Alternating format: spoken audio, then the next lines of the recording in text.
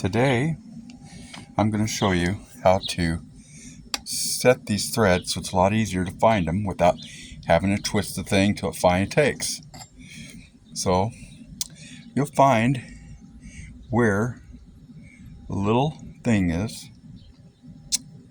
where it starts, and I marked it right here. This is called the 12 o'clock. So you back it off right here when you start it with the spring in, and you start moving around, and guess what? Now you're locked in place. Now back it out. Now you're out.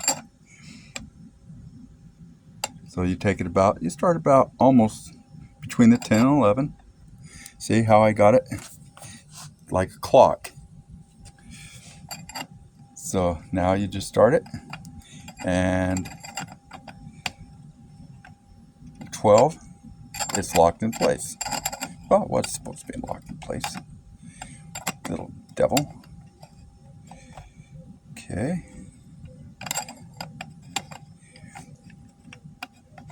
Alright, threads actually start 12. So, as you turn, 12 starts locking. Now, turn another inch and a quarter to right about the 1 and between the 2 mark. And see, you cannot pull up on it. Now you pull it back to the 12, still can't pull up on it, pull it back to 11, 10, and voila. And it comes off.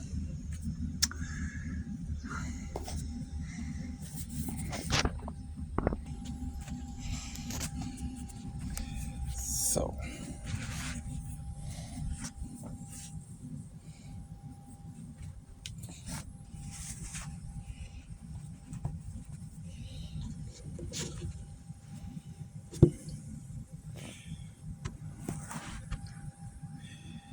where the fuck is it?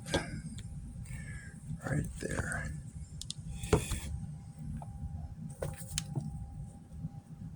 Oh.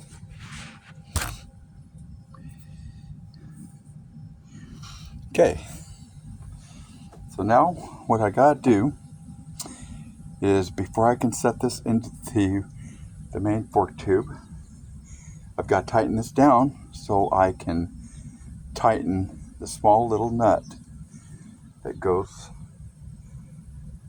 up into the fork tube where the axle is. So now let's get our 17 millimeter. And we'll put our 17 millimeter on here. And now we'll put it back over here about 10 and 11. And 12 is right in here. So now we put this down. And it also helps to have the ratchet in the right order of going on. So here we go. And now it's set.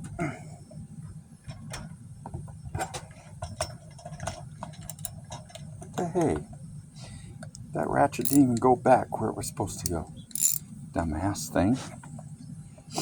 Shows what a pro I am. Alright, here we go.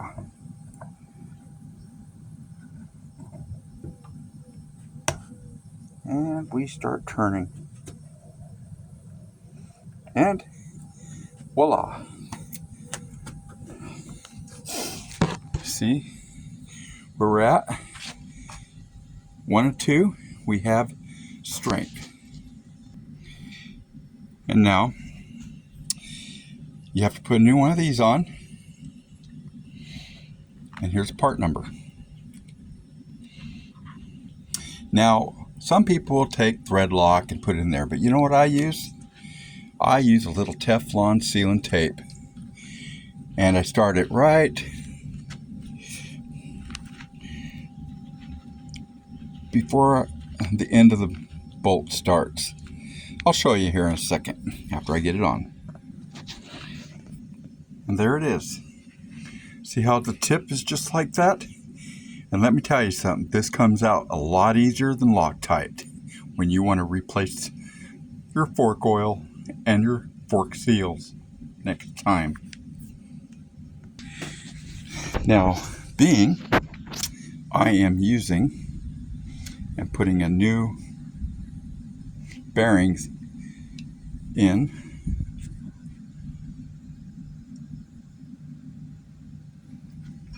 to the stem, I can use this as a brace. Move it over here.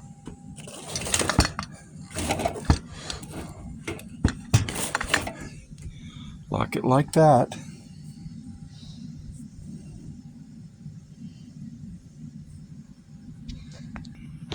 And torque wrench is only set to 7 foot-pounds for this. And another idea I just learned, I went ahead and screwed this to this, so when I start to turn, you know, it's going to give it a little less resistance. And that completes that task. That is all torqued. Now we go ahead and move to the seal. What you need to do is, you got to tap. There's like a bushing. You got to tap that in with your seal driver. Now you'll notice my seal driver, and I bought these on AliExpress.com. I think I only paid $22 for a set of 3 of these seal drivers. So now we'll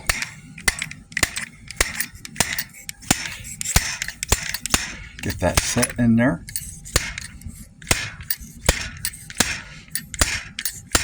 Good enough. Now, I'll show you. I put paper towel on the insides of my driver. Now let's rotate the locks, and then they just come right apart. See how these seal drivers are? Once they're together, get this like this here.